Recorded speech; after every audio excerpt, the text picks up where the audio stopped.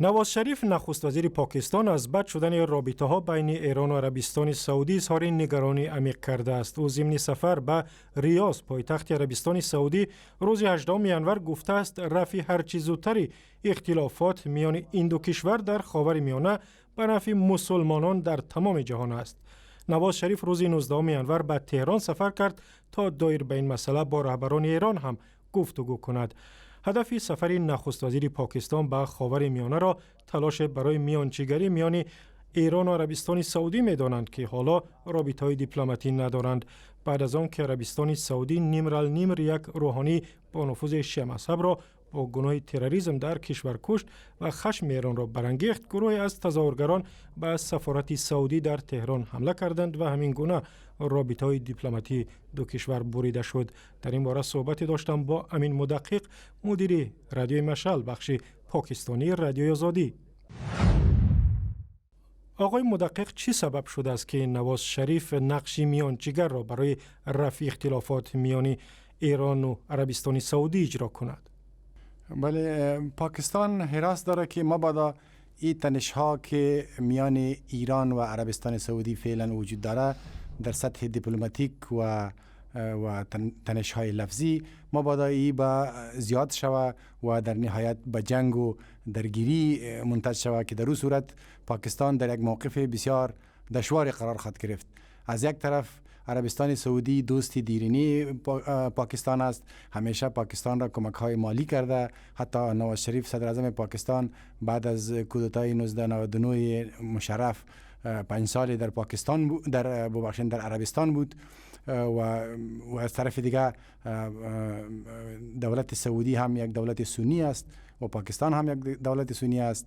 از جانب دیگه اماکن مقدسه در اونجا وجود داره و این همه پاکستان ملزم می‌سازه که در صورت کدام جنگ بین ایران و سعودی پاکستان بسیار زیاد تحت فشار خواهد بود که از جانب سعودی حمایت کنه. ولی اگر پاکستان این کار بکنه در داخل کشورش با مشکل روبرو میشه، چون پاکستان یک مرز بسیار طولانی با ایران داره و در مرزها هر روزه داد و ستد میشه، تجارت بسیار زیادی داره، صادرات و واردات داره بین دو کشور، منابع انرژیشان با هم مشترک هستند و در بسا موارد این دو کشور به یک دیگر احتیاج داره.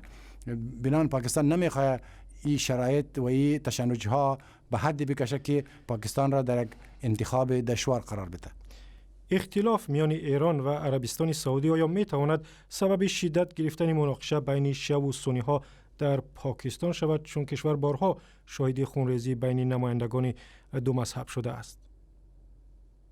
بدون شک امی حال هم رقابت های ایران و عربستان به اوضاع داخلی پاکستان تأثیر داره و در اینجا جنگ های فرقه‌ای که بین سنی ها و شیعه ها صورت میگیره، اکثرا کارشناسا به این نظر هستند که یا در حقیقت یک جنگ نیابتی بین سعودی و ایران است که در پاکستان صورت میگیره. یعنی فرقه هایی که به طرفداری از سنی ها بر شیعه ها در پاکستان حمله میکنه و همچنان شیعه هایی که در پاکستان به سنی ها حمله میکنه، اینطور گفته میشه که اینها از دو طرف از کشورهای ایران و سعودی منشأ میگیره و از اون طرف ها تشویق میشه و حمایه میشه.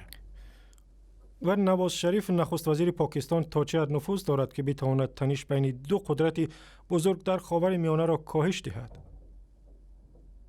خب بدون شک نواز شریف نفوذ زیادی در عربستان سعودی داره، چون علایق دینی بین دو کشور است، همکاری های اقتصادی و حتی نظامی بین دو کشور وجود داره و نواز شریف خودش روابط بسیار خوب شخصی با شاهزاده با سلمان،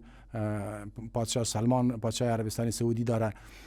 بنان بدون شک پاکستان نفوذ خوبی بر عربستان سعودی داره و در اعلامیه هم که نشر شد مقامات سعودی از میانجیگری پاکستان استقبال کردن و با او همکاری خود را ابراز کردن.